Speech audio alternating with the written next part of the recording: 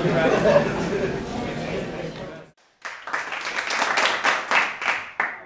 everyone, thanks for having me today. As mentioned, my name is Dr. Smith. I've spent much of my career studying MS, and I'm really excited to be here today to share some of my knowledge with you, but also kind of have a good conversation of how MS plays a role in exercise.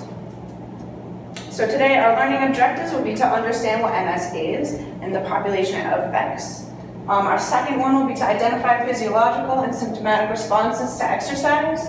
Third will be to identify where an exercise program may be best implemented for this population. Fourth will be to learn the FIT VP principles of this population. And last but not least will be to understand special considerations for exercise prescription. So to get going, based on what you know, yes, MS? More common females? Yeah, it is more common in females. Do you know if race may play a role? I heard Caucasian females. Caucasian, that's correct. Any else? Yeah. Is that autoimmune disease? It is, yep. It's believed to be a chronic autoimmune disease. Does it have something to do with like the axons? Yeah, that's correct. It's believed to affect the myelin sheath, which is that protective coating of axons and neurons within the central nervous system. Great job. MS affects mostly Caucasian females who live farther north or south from the equator, leading some researchers to believe that MS is influenced by vitamin D and UV exposure. MS is believed to be an autoimmune disease that attacks the myelin sheath of axons and nerves within the central nervous system. This autoimmune attack leaves the existing myelin damaged, developing scars called scleroses. The myelin sheath of an axon is what allows for quick and efficient conduction of signals from the brain to spinal cord and vice versa. So, just like the electrical work within a house, if the wires are exposed or have poor insulation, signals are likely to be lost or altered. This exact concept is what occurs within the body and is illustrated within this disease through their signs and symptoms. Beginning with normal neurological function, the disease progresses to requiring assistance when walking, then becoming confined to a bed, and eventually death. So, how do you know the difference between like somebody just getting old and if somebody actually has the symptoms of MS?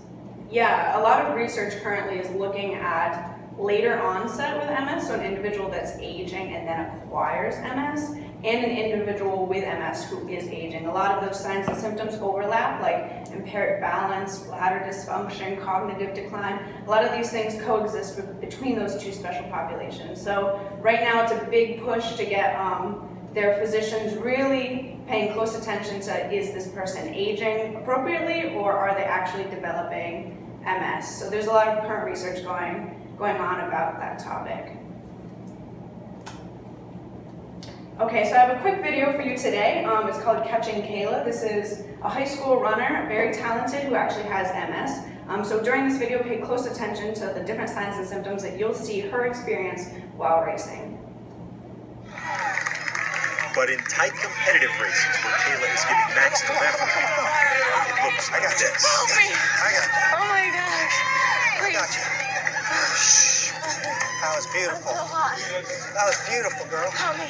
Good job. That was beautiful. Please help me. She needs help because she's somewhat helpless there for a few minutes. Please, water. Water, please. I want to get cool as fast as possible so I can feel my legs. I try not to make a big scene, but I think I do anyway. And I try to, get it over with as soon as possible. As time goes on, I'll just get back up. As her body temperature returns to normal, her MS symptoms gradually subside. The episode causes no permanent damage. For Kayla, this is the cost of competing, and she's willing to pay it. I got you. I got you. Oh my gosh. I got you. Please. I need. It's okay. I got it. I need water so badly. Somebody please help me. I got you right here. They got water for you. She just needs some water. Please. Where's the ice? Please, I need it. I need water. Give her a Gatorade, whatever it is. I need anything. I need to get cold. I have a hard time watching it. every time she kind of crashes like that, it's a reminder that she has MS. Are you pouring it? Yep, we're pouring Are it. you sure? Yep, we got it. Do you know what my phone was? I don't know what it was. Why do it? I guess I do because it makes me happy. It makes me feel normal and whole. It's difficult to live with a disease where your own body's fighting against yourself. So when I'm running, I feel like I'm battling that. I feel like I'm safe from myself. As long as I'm running, everything's fine. Okay, so based on the video, I kind of told you to pay close attention to those signs and symptoms. Did anyone notice anything specifically within Kayla's running? Yeah. She kept saying that she needed to get cool and needed water, and she kind of had to be carried around like she was so fatigued. Yeah, great. That was pretty evident in the video, and that is a serious concern. Definitely special consideration for this population. Yeah. So why was she saying I need to get cold, get me water? So she was obviously really hot. Yeah. So when an individual with MS just gets very hot, it could be in exercise or just high humidity, high temperatures, it could be outside, whatever it be. If the individual gets fairly heated, it's called a pseudo-exacerbation. So an exacerbation would be kind of a worsening of those signs and symptoms. It comes back, their functioning comes back to what they had prior to that exacerbation. So it's not, as they said in the video, it's not detrimental to the individual, but scientists currently believe that it is due to the fact that those signs and symptoms worsen because heat plays a role in the conduction of neurons, and they believe that when you kind of compound MS with heat, it just makes the symptoms all that much worse. Signs and symptoms of MS include heat sensitivity, need for ample hydration, weakness and fatigue, spasticity, changes in sensation, cognitive and emotional impairments, and altered mental status such as depression. With MS, many individuals become sedentary, leading to deconditioning, causing decreased muscular and cardiovascular fitness. With exercise, some physiological responses are balance may be improved with resistance training and flexibility, increased cardiovascular fitness, flexibility may increase muscle strength, improve posture. Some symptomatic responses to exercise are spasticity with increased core temperature, which also may be improved over time with flexibility training, and exacerbated fatigue. To ensure the participant does not become too fatigued while exercising, plan on training in the morning. Lastly, some atypical responses to exercise are low physical functioning, dyspnea on exertion, exacerbated heart rate and blood pressure responses, weakness and easy fatigability, and lastly, low heat stress tolerance. Here's some videos of my graduate students demonstrating the FIT-VP principles for individuals with MS. Individuals with MS should strive to meet the aerobic exercise guidelines for healthy individuals. However, as disease severity and disability increases, modifications should be made accordingly. 2 to 5 days of aerobic exercise per week at a light to moderate intensity of 40 to 70% of VO2 reserve or heart rate reserve is recommended. Heart rate and blood pressure response has been shown to be blunted in MS individuals due to autonomic dysfunction, therefore an RPE of 12 to 15 or the Omni scale can be used to gauge intensity. Strive to obtain 150 minutes of light to moderate intensity exercise a week, completed in daily bouts of 30 to 60 minutes, or in multiple shorter, 10-minute bouts throughout the day. Many individuals with MS are sedentary, so short bouts throughout the day are encouraged. Choose activities that target large... Wait! Yes? So, if an individual with MS wanted to join our EFP program, would we do the same preliminary testing as those, say, in a healthy population? Yeah, so the quick answer is yes. You can test individuals with MS, but the testing needs to be submaximal, such as a 10 RM test instead of a 1 RM test. Submaximal aerobic testing should be completed on a bike for safety, and a balance assessment should be incorporated. Muscle groups such as walking, swimming, or biking. Clients may require the use of assistive devices such as canes, walkers, or wheelchairs, and these devices may need to be incorporated or worked around.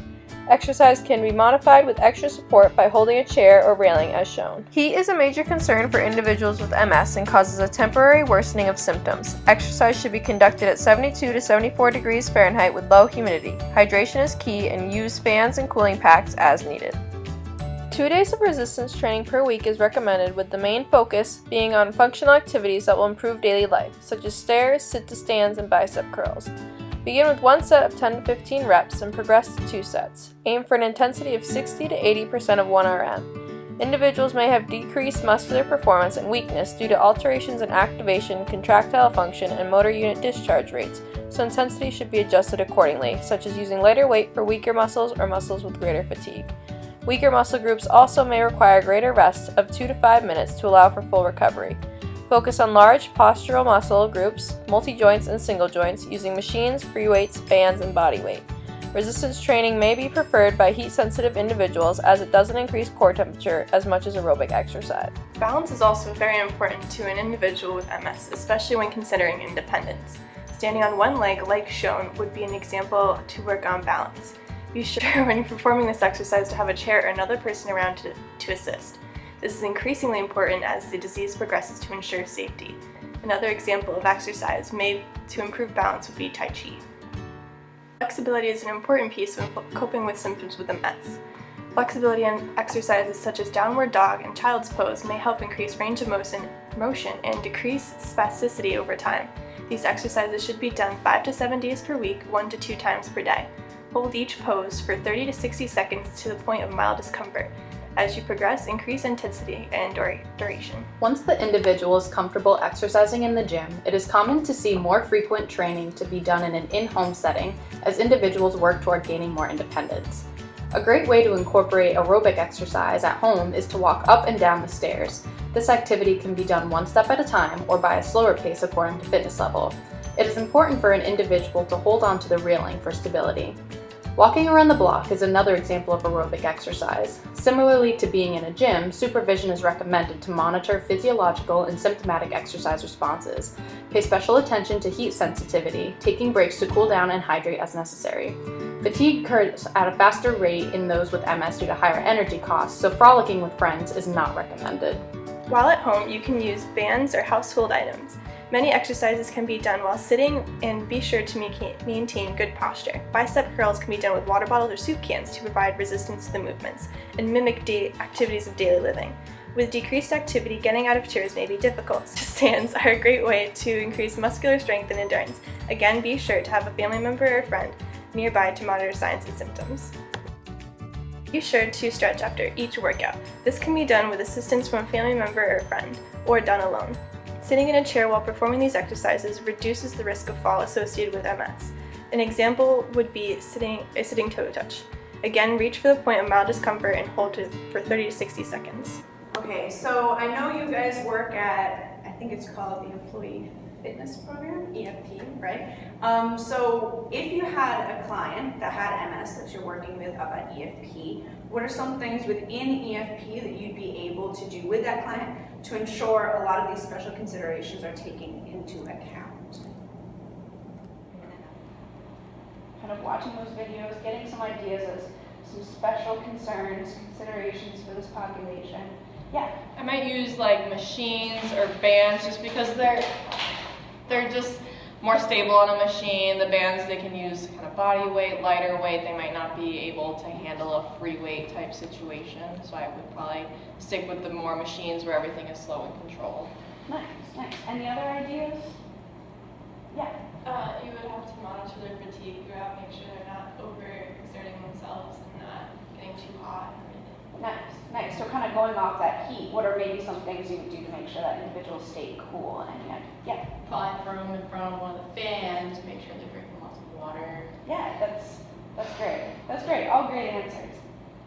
An overview of special considerations are heat sensitivity, fatigue, spasticity, balance and sensory loss, and cater to symptoms. Yeah.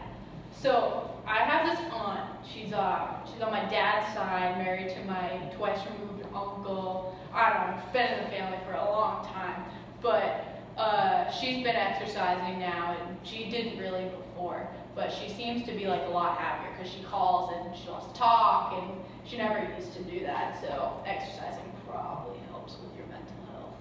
Yeah, so that's a serious concern with patients with MS is that they've shown to have a twofold increase with suicide rates compared to normal population. So that's something we're very vigilant on, and we definitely refer them as soon as we see those signs and symptoms.